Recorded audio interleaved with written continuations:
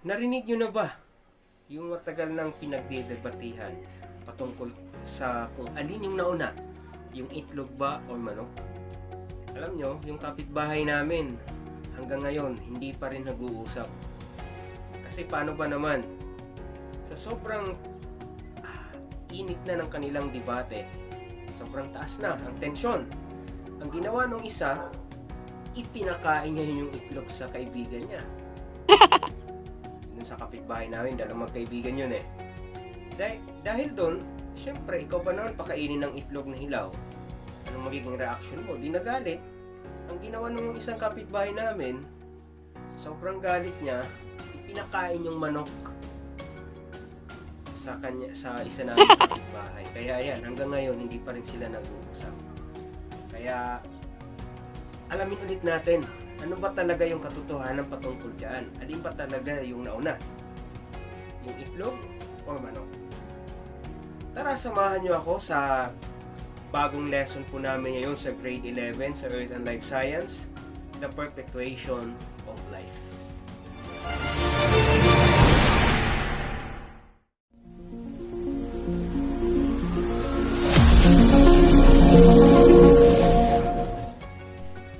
Good day everyone! Welcome to my learning channel. Once again, Sir Fox Learning Channel.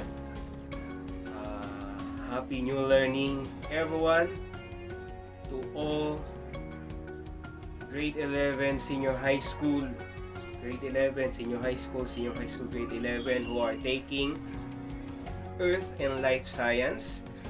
Today, ang pag-uusapan po natin ay patungkol po sa Perpetuation of Life. So ano ba yung alam po natin patungkol sa Perpetuation of Life? Samahan niyo po akong alamin kung ano nga ba ang konseptong ito. Our learning target for this lesson is identify the type of asexual and sexual reproduction in animals, describe the different ways of how representative animals reproduce, realize the importance of reproduction to maintain the continuity of life. So ito po yung inaasahan po na matututunan ninyo pagkatapos po ng presentation na ito. Module 23, Part 32, Perpetuation of Life. Siyempre, pag sinabi pong Perpetuation of Life, ay hindi po mawawala dyan yung reproduction. Ibig sabihin, hindi mawawala. Ibig sabihin, ito ay patungkol siyempre sa reproduction. Kung may perpetuity, may reproduction. So, reproduction of all living organisms. So, for instance, in the reproduction of animals, ito po, reproduction is defined as a biological process by which new individual organisms are produced. In the diagram below, manunotice po natin na mayroong iba't ibang uri ng reproduction. In terms of animals, syempre kung may reproduction ng animals, mayroon ding reproduction ng plants. So dito makikita po natin na sa reproduction process may dalawang proseso, asexual and sexual. Sa asexual, may tinatawag po tayong gemation and fragmentation sa asexual.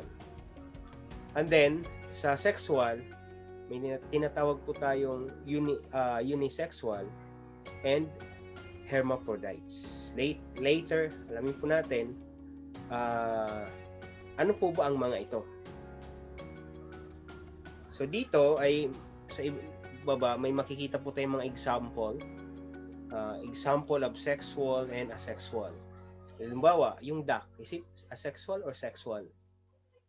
Yung starfish, it is asexual or sexual? Coral, is it asexual or sexual? Later, alamin po natin yan as we move or as we go through our discussion in this video. So, pag sinabi po nating asexual, para po sa ating pagkaalaman, though alam ko, alam nyo na rin po ito. Nire-review lang natin. Asexual is defined as the formation of new individuals from the cells of a single parent. Single parent. Formation of new individuals. Formation of new offspring from a single parent. It's either plant or animals. Okay? Pag sinabi po natin yung pinag-usapan po natin general living forms, live forms, plants and animals. Do yung illustration ko kanina is nagpi-picture out lang sa animals dun sa reproduction, but of course merong reproduction din po yung plants kasi sila din po ay life forms, living organism. So, asexual, a reproduction or a formation, a perpetuation of new individuals from the cells of a single parent. Sir, ibig sabihin asexual si mama kasi single parent siya. Hindi po yon. Hindi porket single parent yung magulang mo ay asexual na.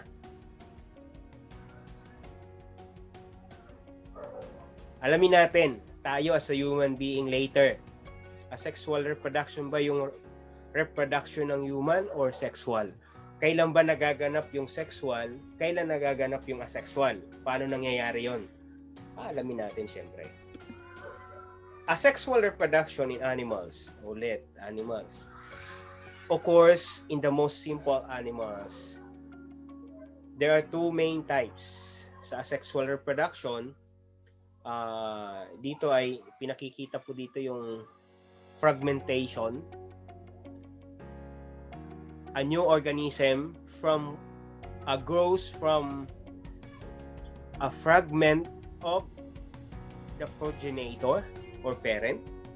It is common in worms and starfish. So kanina yung ating unang slide, yung mga picture doon, yung starfish is nagre-reproduce asexually.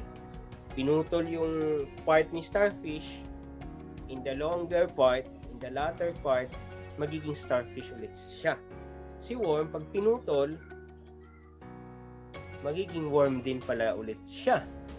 Okay? On the other hand, sa plant naman, ang tawag po doon is germination. Sa asexual reproduction ng plants ay tinatawag na germination. Sabi po dito, small buds appear on the body of the progenitor or parent and develops into new individual. So may mga plants na pwedeng itanim sexually, pwede ring itanim asexually or mag-reproduce. So example, basic example po dito is kamote tops, talbos, di ba? Parang hindi pa ako yata nakakita ng flower na itinanim ng kamote, pero namumulaklak po yung kamote. Pero usually ang itinatanim po sa kamote is yung talbos niya, di ba? Pero yung laman pwede rin itanim, pwede rin nagbabuds din po siya. And then malunggay is an example of asexual reproduction kasi yung stem, basta lahat ng mga plants na pwedeng itanim yung stem or lahat ng uri na itinatanim mo sa plant ay true stem, ang tawag po dun is asexual reproduction kasi kailangan niya nag-reproduce siya by budding, hindi budding. So ibig sabihin, hindi porket single parent yung parent mo ay asexual, no. Kasi wala namang pinutol kinat na area. Ang pinag-usapan po natin dito yung perpetuation niya from that parent nag-bear ng offspring from same part, like yung malunggay, di ba? Yung mother tree ng malunggay, putulin mo yan, itanim mo ulit after few weeks, may malunggay ka na ulit. That's asexual reproduction. So, asexual reproduction is common in plants, less common in animals. Asexual reproduction does not involve the union of gametes and sperm cell and egg cell. No need to unite gametes, sperm and or egg cell. Walang nangyayaring pag-unite. And it does not change the number of chromosomes present. The resulting offspring is similar or identical to the parent and without the need for a mate, and they are able to reproduce. That's how asexual is. So, ibig sabihin, hindi pwedeng maging asexual ang human unless may lahi kang manananggal. Wala namang manananggal eh. Hindi naman totoo yung manananggal eh. Sila lang siguro pwede silang maging asexual.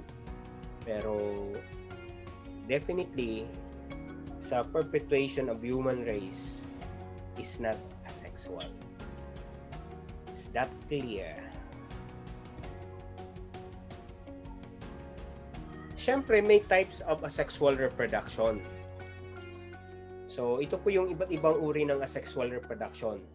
Parthenogenesis, binary fission, fragmentation, and transverse fission, and budding. So, pag sinabi po nating fission, it could be a transverse or binary. Or the separation of a parent into two or more individuals of approximately the same size. That's fission. Separation of parent, hinati-hati mo yung parent into two or more individuals na ang kanyang sizes ay magkakaparehas. Chinak mo into approximate sizes. So that is fission. Yan example of fission. I don't know kung anong klase ng animal yan.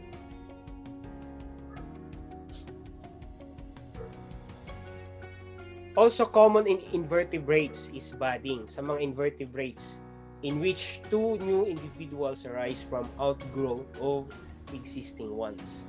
And then, another type of asexual reproduction is fragmentation. Yung fragmentation is the breaking of body into several pieces, some or all of which develop into complete adults, and then must be accompanied by regeneration and the regrowth of lost body parts.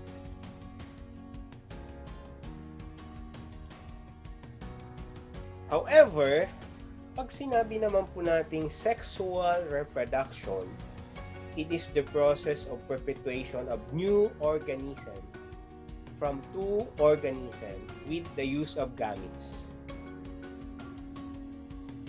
Hindi ginagamit gametes. I don't know the proper pronunciation of this.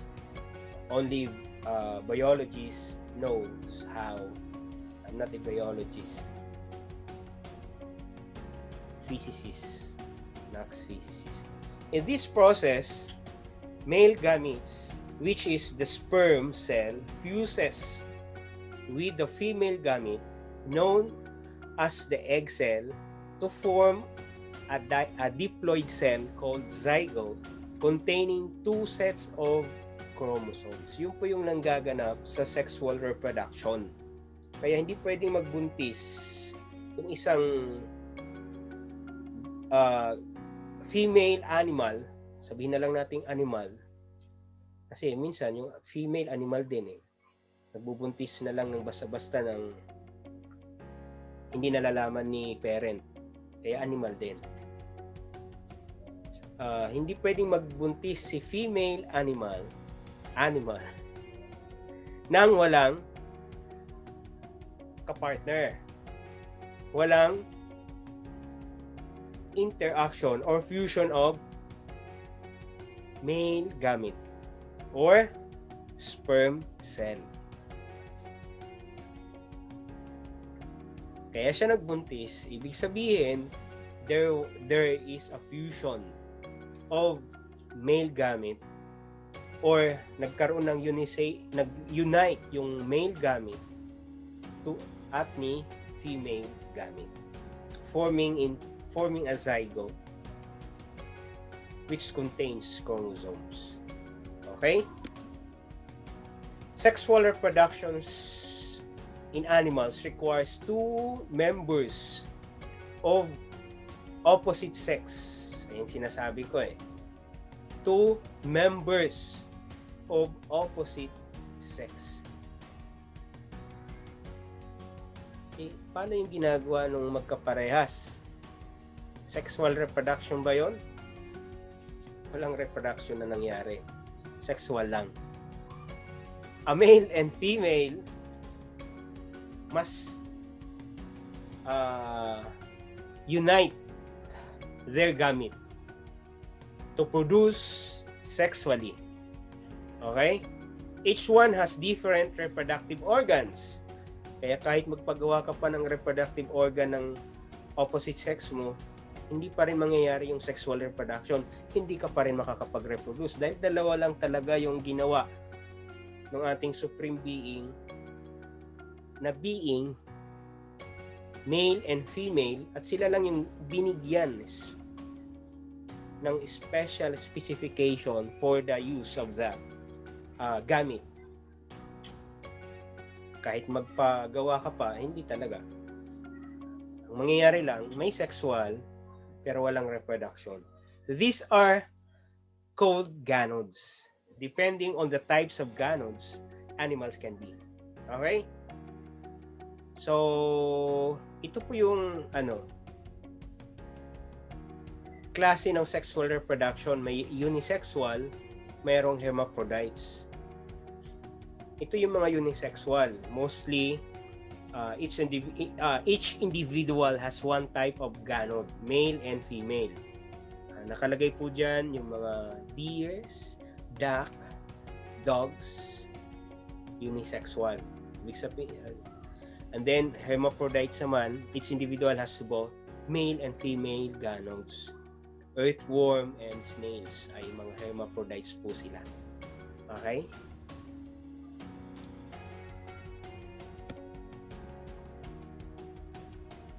During sexual reproduction, the genetic material contained in their chromosomes combine to produce genetically diverse offspring that is different from both parents.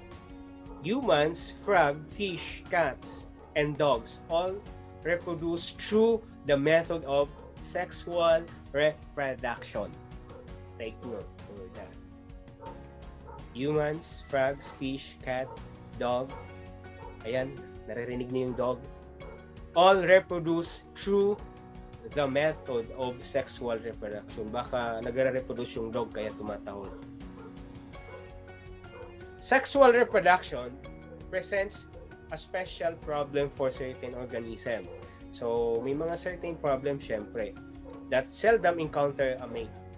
One solution to this problem is hermaphroditism, in which each individual has both male and female reproductive system.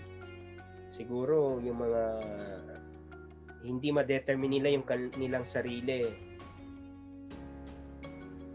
gusto na lang nilang maging hermaphrodite dahil buti pa yung hermaphrodite, meron silang male and female reproductive system. At pwede sila makapag-reproduce sexually dahil doon.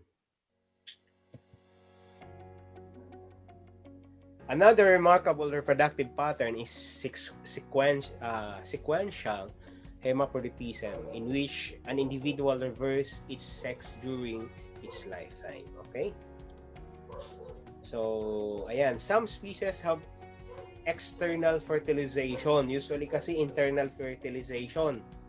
Most of the animals ay nagkakaroon ng internal fertilization like human, dog, cow, lahat. Cat, internal fertilization po yan. Sa loob eh. Sa loob dinidifuse. Sa loob nagpapapuso.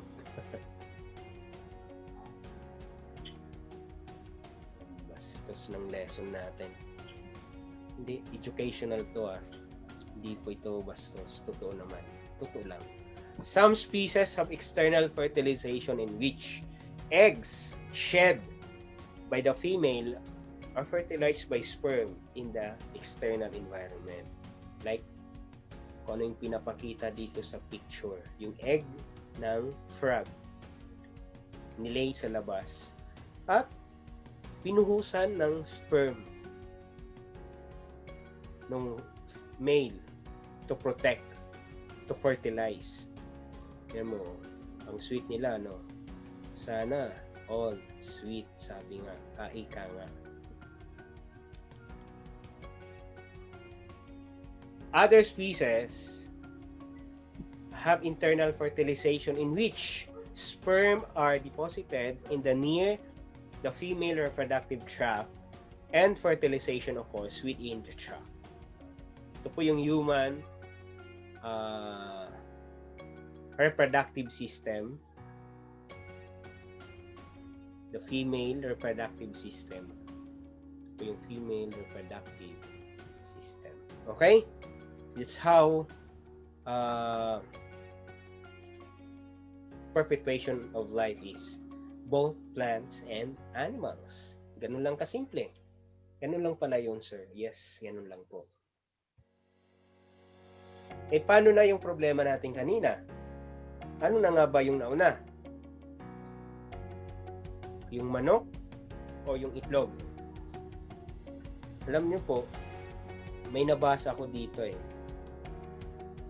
Simula pa nung panahon pa ni Aristotle, pinagtalunan na pala itong problemang ito. Kung alin ba yung nauna? Yung manok or yung itlog? Kaya kahit si Charles Darwin gumawa ng kanyang research. At para kay Charles Darwin, alam niyo ba kung ano yung sagot ni Charles Darwin? Gusto niyo malaman? Ang sagot ni Charles Darwin, simple lang. Egg ang nauna. Bakit daw egg? Siyempre, ang mga scientists para sa kanila, to see is to believe. Ang sabi nila, una daw na nakita na fossil ay eggshell ng dinosaur. Around 300 billion years or something like that. Yun yung nabasa ko. Sa mga ganon. Yun daw yung unang nakita, yung eggshell ng dinosaur. Kaya, from that, nag-conclude sila na kung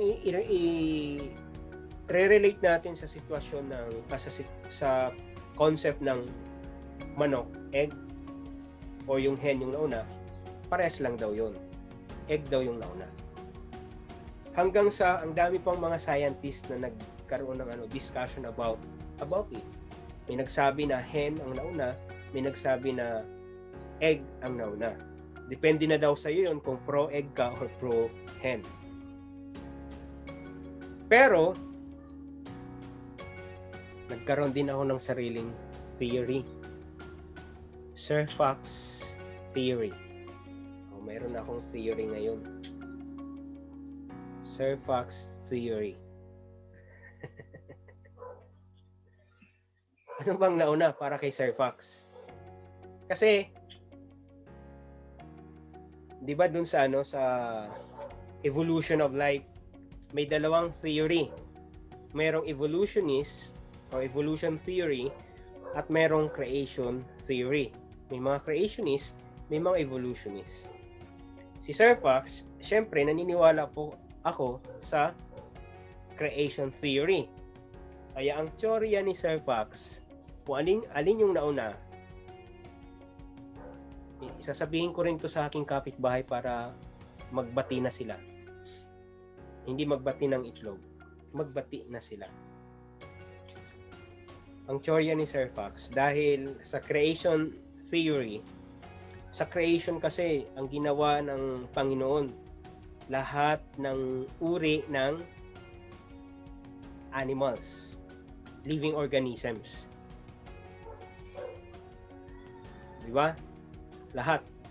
Tapos, di ba yung sa Noah's Ark? Di ba nung sa Noah's Ark din, isa pang basis ko dyan sa Sir Fox theory. Isang basis ko rin po dyan. Di ba sa Noah's Ark, lahat ng mga uri ng animals, ang pumasok lang doon, isang lalaki, isang babae. Hindi naman nagdala si Noah doon ng isang itlog, kundi isang lalaki ng isang pares ang bawat klase ng hayop. Ibig sabihin, kung manok ang pinag-usapan, isang lalaking manok, isang babaeng manok ang pinapasok doon sa Noah's Ark. Kasi 'di ba lahat ay na wash out. Kaya kung tatanungin niyo po si Sir Fox, ano yung nauna? Nauna po yung manok. Kasi sa creation, unang create yung manok saka nag-lay ng eggs para mag-reproduce. 'Di ba sabi nga ng Panginoon, go ye and multiply. Kaya nag-multiply lahat ng mga living organism, including human being.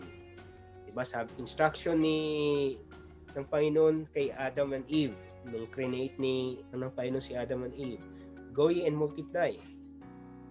Siyempre, ang purpose bakit create si Adam and Eve, para pangalagaan yung lahat ng living organisms or living things surrounded them.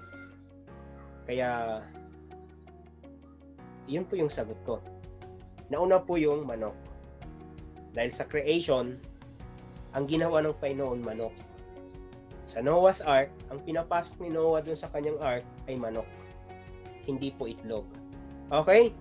That's so much for that. Hopefully nakatulong po sa inyo itong maiksing video. At pagtatalakay po natin patungkol po sa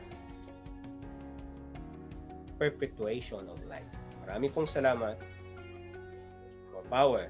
Happy learning, everyone.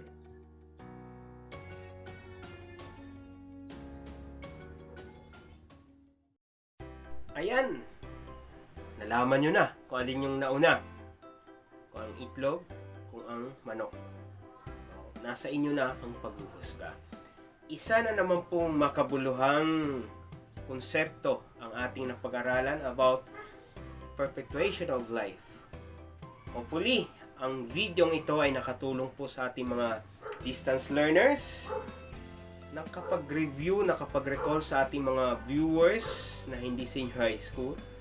And kung bago ka sa channel na ito, huwag mong kalimutang mag-subscribe at i-hit ang notification bell. Marami pong salamat. Would like to shout out yung ating mga teams. Team Dragon Babies, Team Fighter, Team Rhea, Sir Bench, Solid Builders. More power to all of us. God bless and mabuhay.